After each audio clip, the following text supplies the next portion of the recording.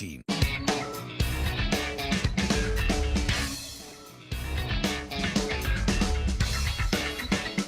Hydrogen has been touted as the fuel of the future, more specifically of India's green future, because green hydrogen and its potential to transform the country and move towards the net zero emission target by 2070 is what we're going to talk about today on Mad About Markets. Hi Mangalam. Hi Ritu, and the biggest risk that the world is facing right now is climate change. No doubt, always on top of mind. Always on top of mind. So let's talk about that. To address concerns around climate change itself, reducing emissions and accelerating decarbonization efforts is non-negotiable, and low carbon hydrogen is expected to play a central role in this decarbonization effort that we're taking across the globe. So, that's exactly what we've got to discuss today. But, is green hydrogen really the hero of net zero? Here's what Prime Minister Narendra Modi had to say. Bharat आज जो भी कार्य कर रहा है उसमें सबसे बड़ा लक्ष्य है जो भारत को क्लाइमेट जंप देने वाला है, क्लाइमेट के क्षेत्र में क्वांटम जंप देने वाला है, वो है ग्रीन हाइड्रोजन का क्षेत्र। अमृतकाल में हमें भारत को ग्रीन हाइड्रोजन के प्रोडक्शन और एक्सपोर्ट का ग्लोबल हब बनाना है। Well, you heard it from the Prime Minister himself. Now, the latest buzzword in the world of global green energy is Green H2 111. And no, that is not really the name of a science fiction movie at all. But what it does denote is simply global energy aspirations of achieving $1 for 1 kilo of green hydrogen within 1 decade. So that is what 111 is. Now, green hydrogen is hydrogen which is produced by splitting water into hydrogen and oxygen, but using renewable electricity. So when it burns, it emits no exhaust, only water, which makes it one of the cleanest fuels that we can have access to today. All right, thank you for the chemistry lesson, but let's talk about that itself. Based on the source material and production process, there are basically 4 main forms of hydrogen. There's brown-black hydrogen from coal, there's grey hydrogen which comes in from natural gas, blue hydrogen is, emerges from fossil fuels, and green hydrogen is the one that is derived from renewable energy. Now, over 90% of hydrogen production in today's day and age comes in from fossil fuels, and the end products of many of these hydrogen applications are heavy carbon dioxide emitters. This is why green hydrogen can actually become a big game changer, Ritu. You know what studies show? They actually show that adoption of green hydrogen can enable India to abate, and guess this, 3.6 gigatons of carbon dioxide emissions cumulatively between now and 2050. And the energy import savings financially as well from green hydrogen can range from anywhere between $246 to $358 billion during the same period. So just how big a market can green hydrogen be? Well, as per a Niti Aayog report, the cumulative value of the green hydrogen market in India could actually be $8 billion by 2030 and to $340 billion by 2050. We'll get to the contribution of green hydrogen overall in just a bit. Well, Ritu, since you've spoken about how big the market is, how big the potential is, let's also get in our guests on the show now. We have an elite panel, so to say. We have with us Seshagiri, who's the Group CFO of JSW Steel, joining us. Also with us is Arne Ballantine, who's the co-founder and CEO of Omnium. And we also have with us on the program Hemant, who's the energy lead of Council on Energy, Environment and Water, which is a public policy think tank based out of Delhi itself. Thanks a lot for joining in. Let's go across to Mr. Rao first. Mr. Rao, what is the kind of potential that you see in the green hydrogen space? Green hydrogen, I think, is the only route to decarbonize the Indian economy. So there is a great opportunity as far as India is concerned, because renewable energy we will be able to produce at much lower cost than what the world is producing. So with that, there is a great opportunity. Right now, the India is consuming around 6 million tons of hydrogen.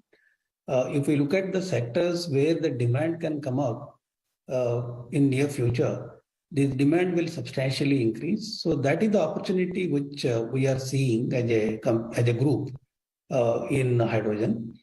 So first, renewable capacity we are increasing in a substantial way in JSW Energy. Thereafter, we are looking at producing green hydrogen using the renewables. and then seeing how that can be used in the steel making, in our steel making process, and also to see that it can be sold in the market. That is the kind of roadmap we are seeing in future. Well, thanks for that, Mr. Rao. But Mr. Ballantine, or Arne, let me call you that. What is the size of the India market for green hydrogen? You know, you're of course one of the first players in the country to set up the electrolyzer manufacturing plant, which will actually help produce green hydrogen. Because we have various estimates. Niti Aayog, for instance, says it will be an $8 billion market by 2030. I think it's for India that could be a good number, but I also think there's a potential for it to be much larger. An example of how that could be. The European Union has targets to reach 20 million tons per year by the end of 2030. If you convert that into gigawatts and then look at the economic stimulation that would create wherever that equipment is built and wherever those plants are installed in Europe, you can see how if some portion of that hydrogen were to come from India, just using this one example, it's easy to go past that $8 billion number. Well, hold your thoughts, gentlemen. We spoke about the opportunity, but let's also talk about where this demand is really going to come for this green hydrogen that we're talking about. Well, an International Energy Association report, or IEA report, says that the declining prices of hydrogen, coupled with the growing urgency for decarbonization, means that the global demand for hydrogen could actually grow by almost 400% by 2050, and that is going to be led by industry and transportation needs.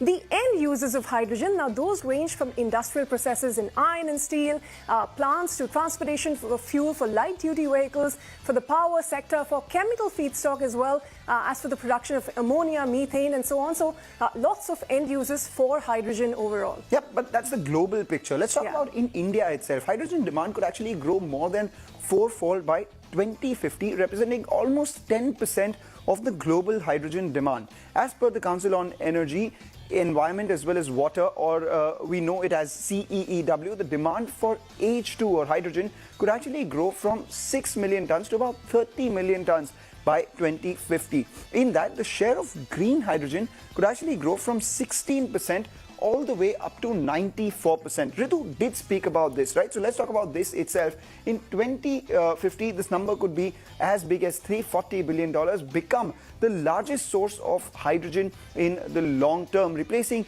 both grey-brown hydrogen itself. So that is the potential that we're talking about here. Yes, 94% of all the hydrogen consumed. That is a big number. Hemant, let me come to you on that note. What are the end users of hydrogen, and are they limited by constraining factors for green hydrogen at the moment?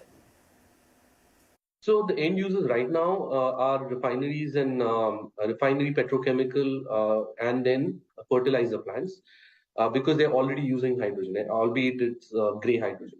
In addition to that, we do have technologies that are budding where you can take the hydrogen and combine it with CO2, which is essential right now to meet our 1.5 degree climate goals, and then produce fuels. Right? So you can produce anywhere from sustainable aviation fuel or biodiesel. You can produce methanol, etc., or also ammonia, which is now being considered for shipping industry. So you can convert hydrogen into these fuels. You can also convert hydrogen into petrochemicals. So a lot of nutraceuticals, or for that matter, chemicals that are already in use, can be produced from green hydrogen. And then finally, in the mobility space, although EV is something that is taking traction, but when you look at heavy duty vehicles, the 30 and 40 tonner trucks and large buses and long haul, then it becomes difficult to haul the batteries along with it.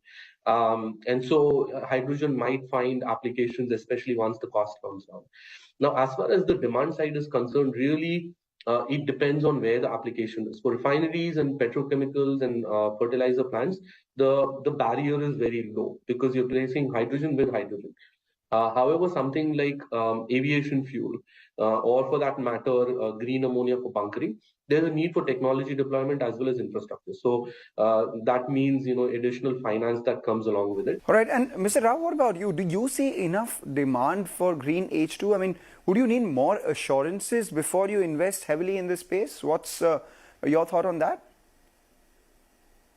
The green hydrogen policy that has been announced by Government of India, I think there are some incentives which are being envisaged to incentivize the industry to produce green hydrogen and also to supply.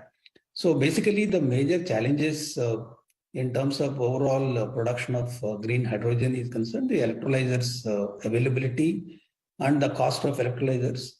And the second is the transportation infrastructure, refueling station. There is a huge amount of capex that is required in that. So if you want to really create demand in the user industries and also make them to transition towards use of green hydrogen, replacing existing fossil fuel-based energy, then what is required is the infrastructure creation. I think their industry definitely look forward to the government to create that infrastructure by incentivizing either private sector or under PPP model or by the government itself. This is very much essential to attract the industry to transition towards green hydrogen. Take your point, Mr. Rao. You know, there is a lot of investment required for it, and there are incentives coming as well. In fact, keeping the potential of green hydrogen in mind, the government of India has announced a green hydrogen policy in February itself of this year. It's aimed at boosting domestic production of green hydrogen to 5 million tons by 2030, make India an export hub for clean fuel as well. It proposes to offer 25 years of free power transmission for green hydrogen producers and a single portal for all clearances required for setting up green hydrogen production. Also, there is a facility for producers to bank any surplus renewable energy that they have generated with DISCOMs for up to 30 days and use it as required. But for green hydrogen to really take off, producers also need to see an improvement in the cost economics, Ritu, because it is expensive. Yeah, it is a very capital-intensive process, and that's exactly what Mr. Rao from JSW was telling us about. Actually, as for estimates which have been done by KPMG, the cost of green hydrogen is almost double of what you get from the cheaper alternatives like grey hydrogen. So it costs anywhere between 320 to 330 rupees per kilogram to produce green hydrogen, and compare this to other forms, about 160 to 200 rupees per kg for grey hydrogen. However, the analysis by this KPMG also suggests that green hydrogen costs in India could potentially fall to as low as 160 to 170 per kilogram by 2030, which will bring some parity with grey hydrogen and other fossil fuels, thanks to some of these policy measures that have been announced. Well, beyond supply and demand, a robust market for green hydrogen would also translate to a growing demand for production and consumption technologies. India's own internal market for electrolyzers could actually grow from around $5 billion in 2030 to $31 billion by 2050 itself, which represents a demand of close to around 226 gigawatts. Well, let me ask that to Mr. Rao, because, since you are looking at producing green hydrogen, what are the cost estimates for production, and do you expect it to come down over time? Cost of production of green hydrogen, it depends upon at what cost the renewable power is available. So the renewable power today is in the range of 2 rupees to 3 rupees per unit. If it is 2 rupees per unit, then the second element of cost is capital cost of electrolyzers and the capacity utilization of electrolyzers. These two are also very important factors in determining what would be the cost of hydrogen. So assuming that the electrolyzer cost will become competitive in future, as on date it is expensive. And if we take these two costs under control, I think it is possible to achieve, if not $1, below $2 the hydrogen cost per kg. All right, Mr. Rao, on that note, we'll ask you to just hang in there for a bit. We'll take a short break, and as we do that, on the other side, we will also take a look at how India's giant corporates are actually hitching their wagon to the green hydrogen dream. And as always, we're going to do the yays and the mays, and of course ask the bigger question, and that is, can India's green future be built on hydrogen? That and more in just a bit.